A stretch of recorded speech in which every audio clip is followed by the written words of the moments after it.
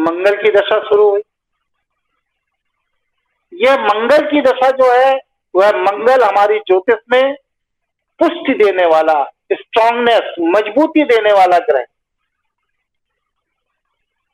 आत्मा का प्रवेश हुआ, बच्चे का जन्म हुआ, बच्चे का विकास हुआ, और विकसित होने के बाद अब उसके अंदर पुष्टि, उसे मजबूती मिलनी चाहिए। तो उसका प्रतिनिधित्व मंगल करता है। इसकी महादशा 7 साल की। अनुभव विहीन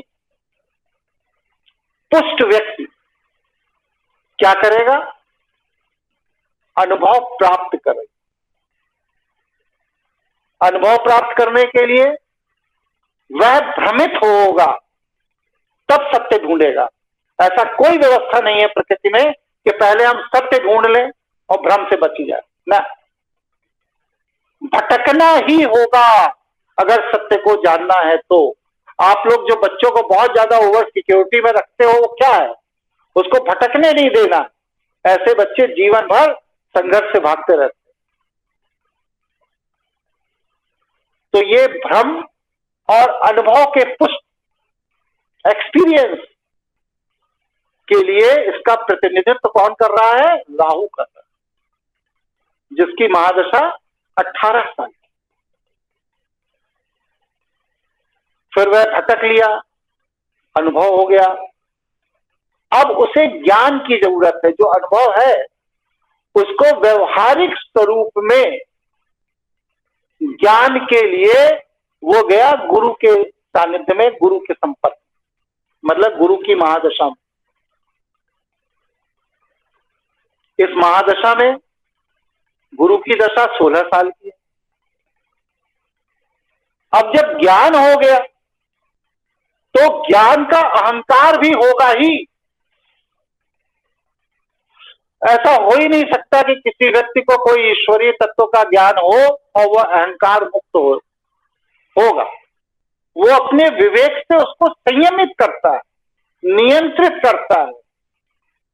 लेकिन प्रकृति की जो सामान्य परंपरा और व्यवस्था है कि ज्ञान है तो ज्ञानी व्यक्ति में अहंकार का अंश होगा ही। अब जब उसमें विवेक का इस्तेमाल नहीं किया और अहंकार उसका पुष्ट हो गया, तब क्या हुआ? तब शनि, जो कि दंड और पुरस्कार के देवता है, उनकी महादशा शुरू हो गई। ये 19 वर्ष की है। मतलब आपने अगर अपने ज्ञान को संयमित करके विवेकशील तरीके से प्रयोग किया तो शनि की महादशा आपको पुरस्कृत करेगी। और अगर आपने अपने ज्ञान का दुरुपयोग किया तो शनि की महादशा आपको दंडित करेगी। अब व्यक्ति भटक लिया, अनुभव हो गया, ज्ञान हो गया, अहंकार हो गया, शनि ने दंडित कर दिया। अब व्यक्ति निर्मल हो गया।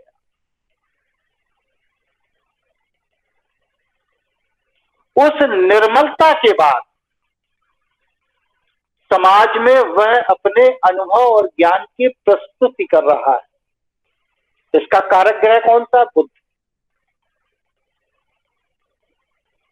तो बुध जो कारक ग्रह है उसकी महादशा 17 साल। फिर अपने को उसने प्रस्तुत कर लिया। अब उसकी ख्याति बढ़ने लगी, यश बढ़ने लगा। उसका यश का प्रतिनिधित्व कौन कर रहा है? वो केतु कर रहा है। उसकी महादशा 7 साल।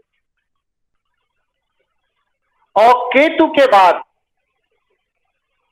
उसके ज्ञान, उसके यश, उसका अनुभव, ये सारी चीजों से मिल करके उसको क्या मिल रहा है? सुख मिल रहा है। सुख का कारक ग्रह कौन है?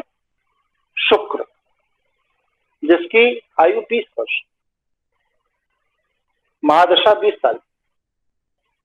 अब आदमी क्या चाहता है कि मुझे भटकना ना पड़े, मुझे संघर्ष ना करना पड़े, मेरे अपराधों के लिए शनि हमें दंडित ना करे। जो कुछ मैं जैसा चाहूं वैसा प्रकृति करती रहे। और पंडित जी हमारे ग्रहों की शांति के लिए कोई तंत्र मंत्र पूजा अनुष्ठान गंडा ताबीज रत्न रुद्राक्ष पहनाते रहे, जिससे कि हम उधम तो सब करें लेकिन उसका पनिशमेंट ना भोगना पड़े। तो यह जो प्रवृत्ति है यह प्रकृति की व्यवस्था के विपरीत प्रवृत्ति है। इसलिए प्रकृति के क्रम को समझिए। आत्मा का प्रवेश सूर्य से हुआ, चंद्रमा ने उसको पुष्ट किया विकसित किया और मंगल ने उसको पुष्ट किया, राहु ने भ्रमित करके अनुभव इकट्ठा करने का अवसर दिया, बृहस्पति ने उस अनुभव को ज्ञान में बदला और उसके बाद ज्ञान के अहंकार को खंड खंड करने के लिए शनि की महादशा शुरू हुई। शनि द्वारा निर्मल कर दिए जाने के बाद आपका ज्ञान समाज में प्रस्तुत करने योग्य आप हो गए। आपने अपने आप को समाज में प्रस्तुत किया, उस प्रस्तुति के बदले में आपको यश प्राप्त हुआ और जो यश प्राप्त हुआ उसके बदले में आपको सुख प्राप्त हो गया। जिस सुख के लिए आपने पृथ्वी पर जन्म लिया था